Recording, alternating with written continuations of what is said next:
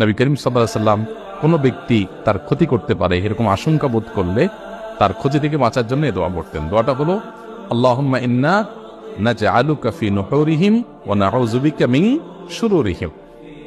অর্থাৎ হে আল্লাহ, যারা আমার ক্ষতির চেষ্টা করছে, শত্রুতা করার চেষ্টা করছে, তাদেরকে উপযুক্ত শাস্তি দিয়ে দমন করার জন্য, তাদেরকে শেষ করার জন্য আমি আপনার কাছে দায়িত্ব অর্পণ করলাম। আপনি মেহেরবানি করে আমার হয়ে আপনি তাদেরকে উপযুক্ত শাস্তি দিন, তাদের থামিয়ে দিন, তাদেরকে দমন করুন, তাদের শেষ করুন। নাউযু বিকা মিন শুরুরিহিম, এবং আল্লাহ তাদের ক্ষয়ক্ষতি থেকে আমি আপনার আশ্রয় চাই, আপনি আমাকে রক্ষা করেন। নবী করিম সাল্লাল্লাহু আলাইহি সাল্লামের এই দোয়াটা খুবই অর্থবহ একটা দোয়া। এই জন্য জীবনে কখনো কোনো শত্রু আমাদের নবী সাল্লাল্লাহু আলাইহি সাল্লামের কোনো ক্ষতি করতে পারেনি।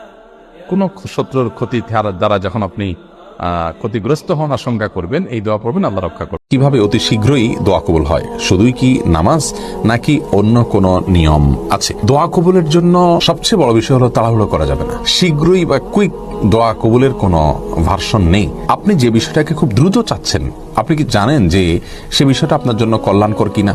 আপনি নিশ্চিত না, আমরা কেউ নিশ্চিত নই। আমরা মনে করি যে এই জিনিসটা আমার এখনই পাওয়া দরকার, পেলেই আমার ভালো হবে, অথচ হতে পারে সেটি পেলে আমার অকল্যাণ হবে। দোয়া কবুলের যে শর্তগুলো আছে, হালাল বক্ষণ, আল্লাহর প্রতি কায় মনোবাক্যে দোয়া করা, আন্তরিকতার সাথে দোয়া করা, বিনয়ের সাথে দোয়া করা, কেঁদে কেঁদে দোয়া করা, নবীর প্রতি দুরূদ পাঠ করা দোয়ার মধ্যে, এই সব শর্তগুলো পূরণ করে আপনি দোয়া করবেন, ইনশাআল্লাহ আল্লাহ তাআলা দোয়া বিফলে দিবেন না। হ্যাঁ, দোয়া কবুলের নিশ্চয়তার জন্য আপনি দোয়া কবুলের জায়গাগুলো, দোয়া কবুলের সময়গুলোকে আপনি প্রায়োরিটি দিবেন। দোয়া কবুলের স্থান, কাল ও সময়, 33টি স্থান, কাল, সময়, এগুলো নিয়ে আমরা আলোকপাত করেছি বিভিন্ন হাদিসের আলোকে। সেখান থেকে আপনি দেখে নিতে পারেন যে সময়গুলো দোয়া কবুল হয়, সেগুলো দোয়া বেশি করে করবেন।